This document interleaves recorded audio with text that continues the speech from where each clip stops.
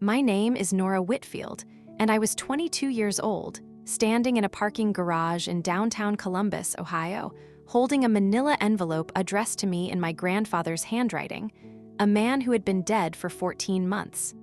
My hands were shaking, not from the cold, from what was inside.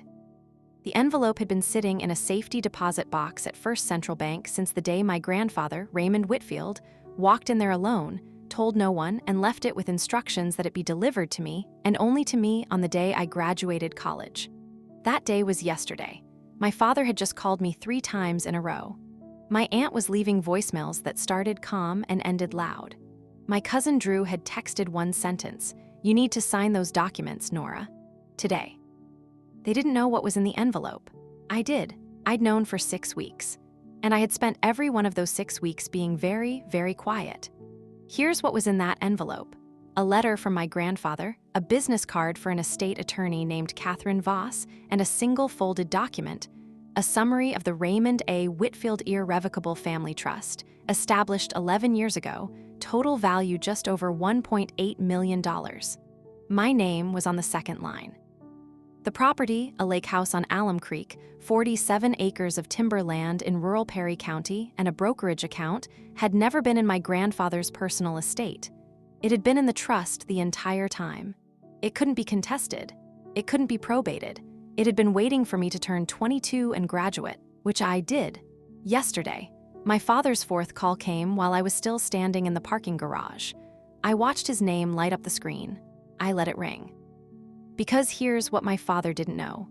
While he and my uncle were sitting in a conference room downtown, preparing to present me with documents for the family estate, Catherine Voss was already at the county recorder's office, filing a notice of legal interest on every piece of real property in the trust.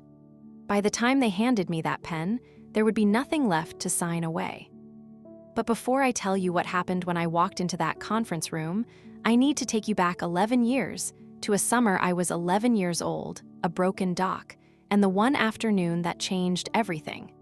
If you're new here, hit subscribe. Drop your city and the time in the comments. I love knowing where you're listening from. And stay with me, because this story is about to go somewhere you won't expect. The summer I turned 11, my grandfather Raymond picked me up in his truck before sunrise. He didn't say where we were going. He just handed me a thermos of hot chocolate and told me to put my seatbelt on.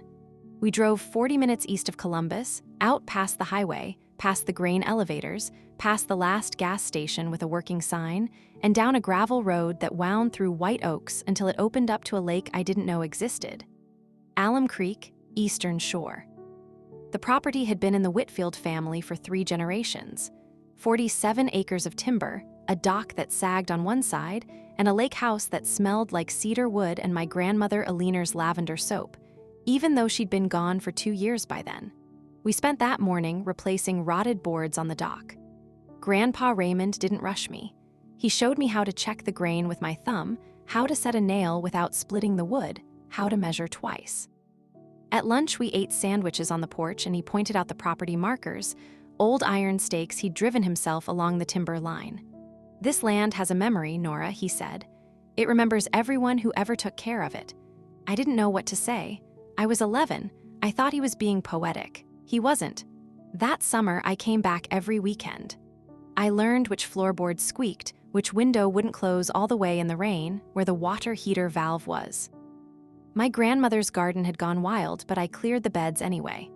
Grandpa showed me how to read the tree line for deer trails. He taught me to identify timber by bark, shagbark hickory, white oak, black walnut. He wasn't teaching me to appreciate nature. He was teaching me to understand value. Back home in Westerville, our house was comfortable. My father, Dennis Whitfield, ran a mid-sized commercial roofing company that did well in good years and badly in slow ones. We had a 2-car garage, a yard that needed work, a kitchen that was always slightly too small for Sunday dinners. Fine, normal, fine. My Uncle Gary, my father's younger brother, was a financial advisor. He drove a leased BMW and wore his watch on the wrong wrist the way men do when they want you to notice it. He called my grandfather every Sunday, always very cheerful, always asking, in a roundabout way, about the property and when the family would get things sorted. Grandpa Raymond never gave him a straight answer. I noticed. Gary noticed that I noticed. He never liked me much after that. I had one cousin from Gary's side, Drew, who was 24 and worked for Gary's firm, and who had exactly the kind of confidence that comes from never having been told no in a meaningful way. Grandpa's health began declining when I was 17. He didn't talk about it directly. He started giving me things, the old compass he'd carried since Korea, the hand tools from the workshop, the lake house key on a plain brass ring. "Keep that one safe," he told me, pressing the key into my palm the last autumn he was well enough to walk the timber line with me. "You're the only one who's ever asked me how the trees grow instead of what they're worth." He died 14 months ago. I was 21, a junior at Ohio State, studying environmental policy. At the funeral, my father and uncle stood together near the reception table, speaking quietly with their heads close. Gary had a folder tucked under his arm. I watched them for a long time. I thought about what Grandpa had said about the trees. 2 weeks after the funeral, my father sat me down at the kitchen table. "There are estate matters to settle, Nora. The property out at Alum Creek, the timber land, the accounts, it all needs to be handled properly. Gary's going to walk us through it when you finish school." I nodded. I said okay. I filed it away. What I did not tell my father, 3 months before he died, Grandpa Raymond had mailed me a letter. No explanation, just a name. Catherine Voss, Voss and Associates, Estate Law. And below it in his handwriting, "She knows everything. Call her before your graduation. Not after, before." I'd kept that letter in the back of my desk drawer for 11 months before I called. And 6 weeks before graduation, 6 weeks before this story reaches the parking garage, Catherine Voss answered on the second ring and told me everything. Keep listening. Because the next part is where my father and uncle started making moves and where I had to stay completely, carefully silent while they did.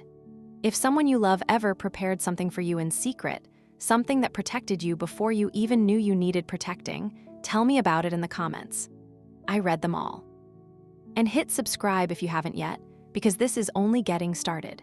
6 weeks before graduation, I sat in Catherine Voss's office on the 14th floor of a building on High Street and learned that my grandfather had been planning this for 11 years. Catherine was in her early 60s. Silver hair, reading glasses on a lanyard. Her office was clean and precise, organized the way people get when they've spent decades handling situations that fall apart when a single document is missing. She laid it out in clear, unhurried sentences. "Your grandfather established the Raymond A. Whitfield Irrevocable Family Trust 11 years ago. The lake house, the 47 acres of timber land in Perry County, and a brokerage account were all transferred into the trust at that time. Combined current value, approximately $1.8 million.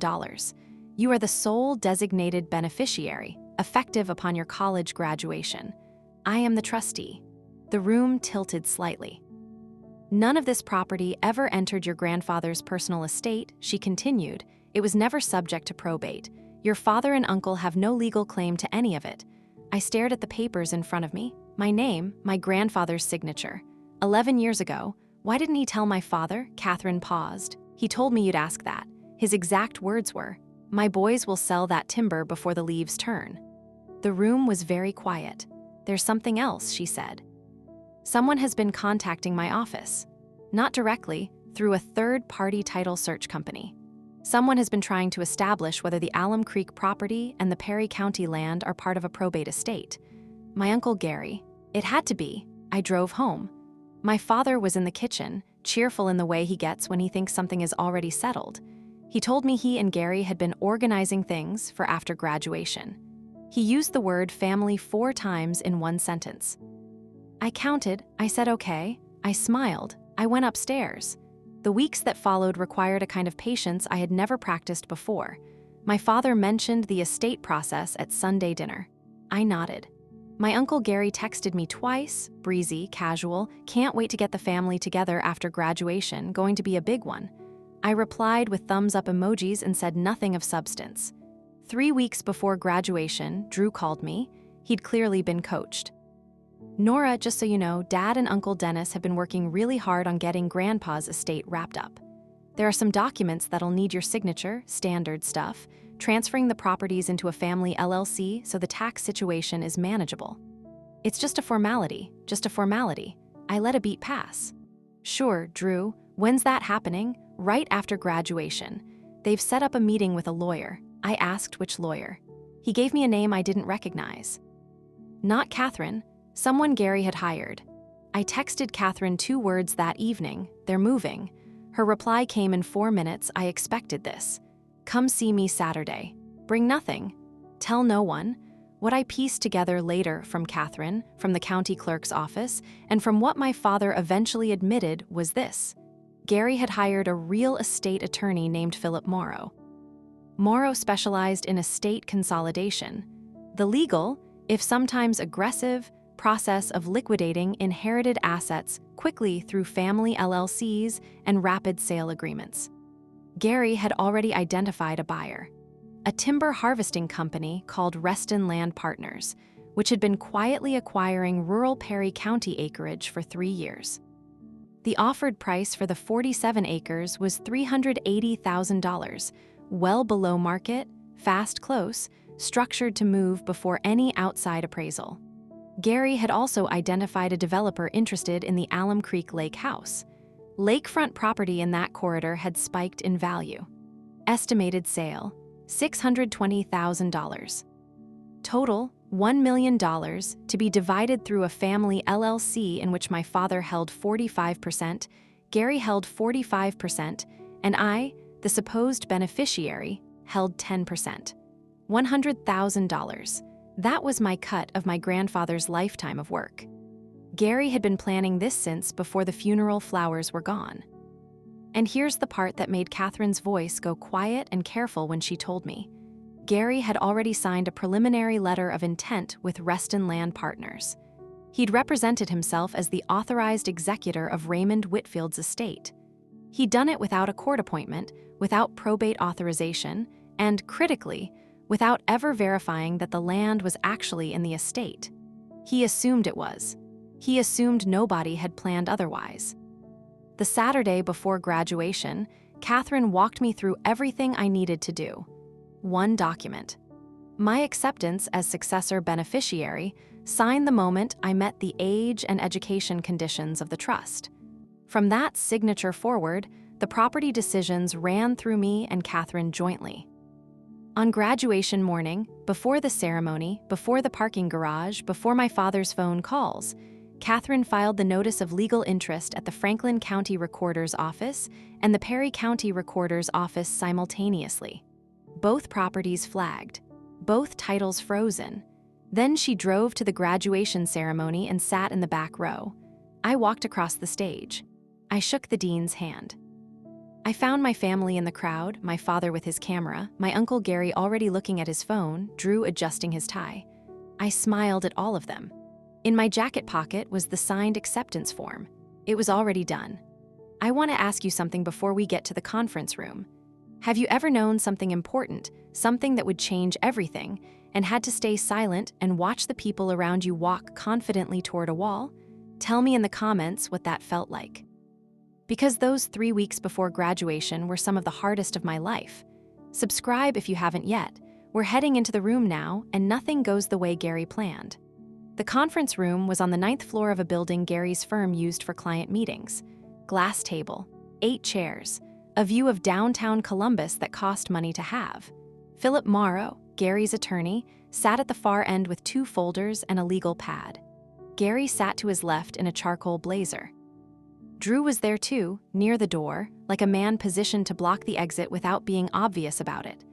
My father sat nearest to me. He looked tired. He also looked like a man who thought this was almost over. There was a pen already placed in front of the chair where they expected me to sit. I moved it to the side before I sat down.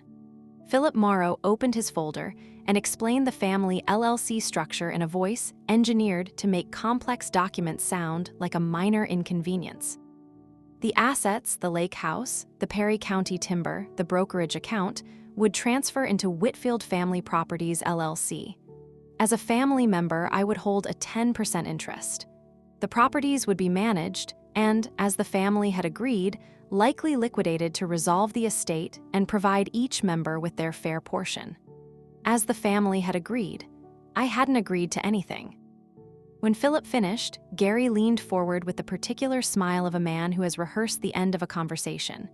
"Nora, we know this is a lot, but your grandfather would want the family taken care of. This is the responsible thing." I looked at my father. He was looking at the table. I looked at Gary. "Can I ask one question before we look at the documents?" Gary opened his hands. "Of course. Which probate court issued the letters testamentary authorizing you as a state executor?" Silence. Philip Morrow's pen stopped moving. "There were no letters issued," I said, "because the property isn't in the estate. It hasn't been for 11 years.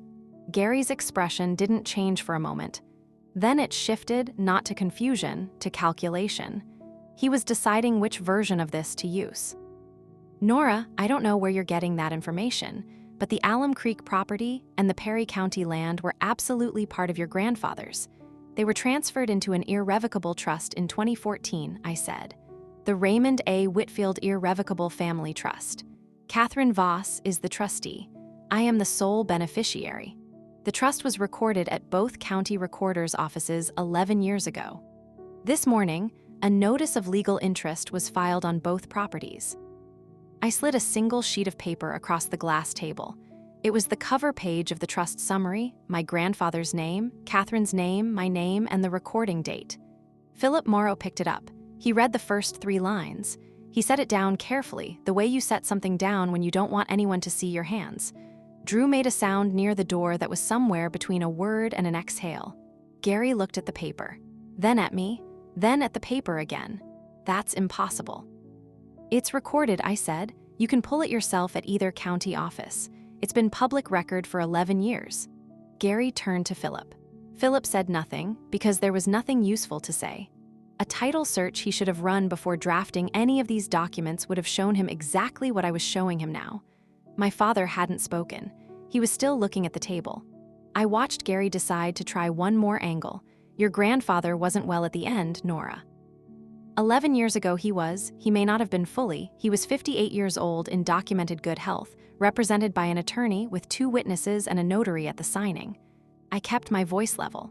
"Catherine Voss has the capacity documentation, so does the trust record." Gary stood up. He paced once toward the window and back. Philip Morrow said quietly, "Gary, I need to see the full title history before we go any further." "I'll call you," Gary said. His voice was clipped. Meetings done, he walked out without looking at me. Drew followed him. The door closed. The room was suddenly very quiet, just my father, Philip Morrow, and me. Philip gathered his folders without comment and excused himself. My father and I sat alone at the glass table with the Columbus skyline behind him and the trust document between us. He didn't speak for a long time, long enough that I counted the seconds by the way the light moved on the table. Finally, "How long have you known?" 6 weeks. "And you didn't tell me. You were planning to liquidate everything Grandpa left me, Dad. If I'd told you, you would have found another way." He put his hands flat on the table. He didn't deny it. We thought the properties were part of the estate. Gary said what he needed you to believe." My father went quiet again. When he finally looked at me, something in his face had shifted, the way a structure settles after something underneath it gives way. "I needed that money, Nora." His voice was rough. "The business is in trouble. I'm behind on there are things you don't know about. I know more than you think. That's your grandfather's land." "Yes," I said, "it is." I stood up. I straightened my jacket. I left the trust document on the table where he could see it. "I'll call you Sunday, Dad." I walked out of the conference room, down 9 floors, through the lobby, and into the November air. My phone buzzed before I reached my car. "Catherine, it's done. Philip Morrow just called my office. He's withdrawing from the matter. Reston Land Partners is being notified the letter of intent is void. Gary had no authority to execute it. I expect they'll pursue him for their costs." I leaned against my car and looked up at the sky. "What about the brokerage account?" "Fully protected under the trust. Nobody touched it. Current balance is just under $400,000. I closed my eyes. The pen they'd set out for me was still sitting on that conference table. I never touched it.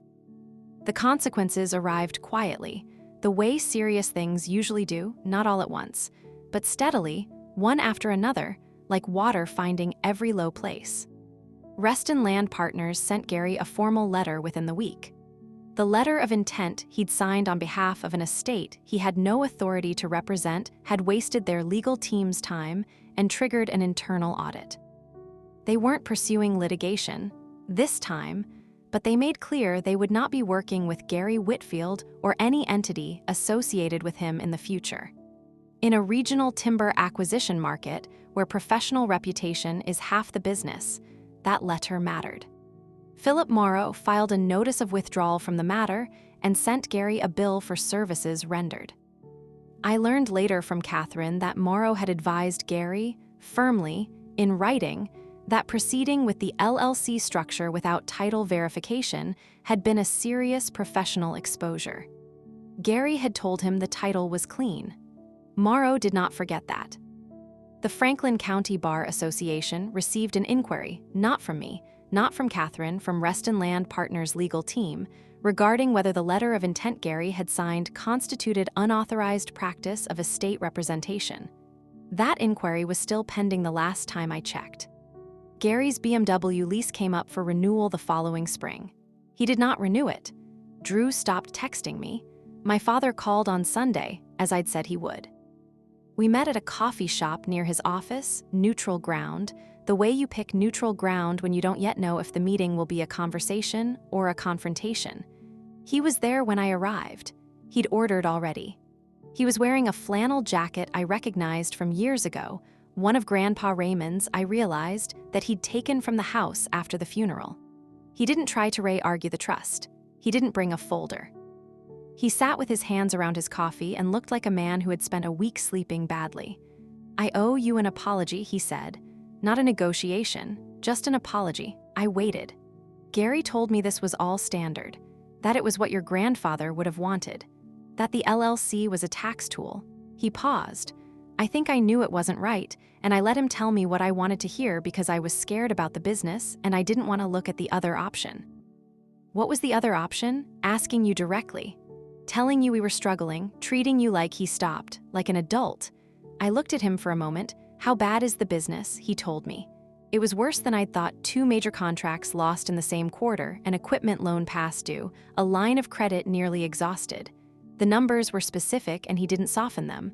I listened to all of it. I'm not selling the property, Dad, I know. But I want to understand what actually needs to happen for you to get through this. Not Gary's version.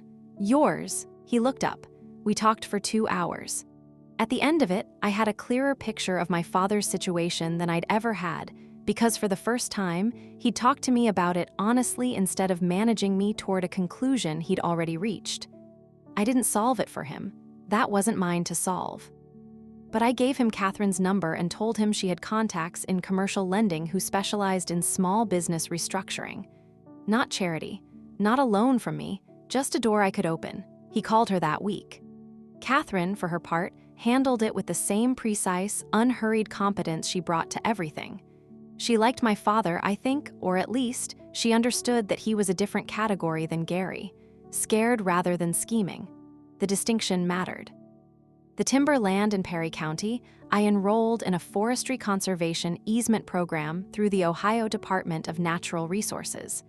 The easement generates an annual payment, modest, but consistent, and protects the timber from clear cutting in perpetuity. Grandpa Raymond would have called that the right use. The lake house I moved into in January, 6 weeks after the conference room. I'd been commuting from a shared apartment near campus. It didn't make sense anymore. The cabin was 40 minutes from my new position at an environmental consulting firm in downtown Columbus, and it was mine. The first morning I woke up there, I made coffee and stood on the dock in the cold. The dock we'd repaired together when I was 11. New boards now, where I'd replaced the worst ones myself over the years. Cedar pilings, solid. The lake was flat and gray-green, and a great blue heron was standing perfectly still in the shallows 20 feet out. I thought about my grandfather pressing that key into my palm. I thought about him saying the land has a memory. I thought about the conference room, the glass table, the pen I never touched. I didn't feel victorious. I want to be honest about that. There's nothing to feel victorious about when the people you had to protect yourself from are your own family. You don't get a trophy for surviving what shouldn't have happened, but I felt solid, standing on ground that was mine because 2 people had loved me carefully enough to plan for exactly this, a moment they wouldn't live to see, in a room they couldn't enter, with a pen they made sure I would never have to touch. My grandfather couldn't make Gary less greedy. He couldn't make my father less afraid. He couldn't stop either of them from becoming the men they became when money was on the table. But he could build something they couldn't touch, put my name on it, and trust me to show up. And I did. The heron lifted off the water while I was standing there.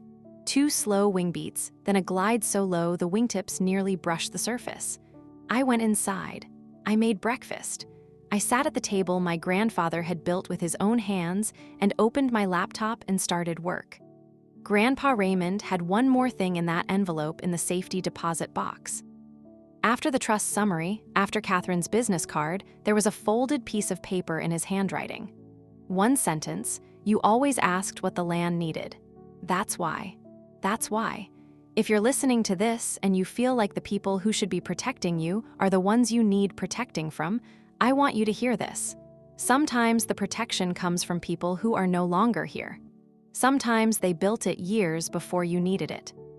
Sometimes all you have to do is be the kind of person they believed you were, show up, and refuse to touch the pen.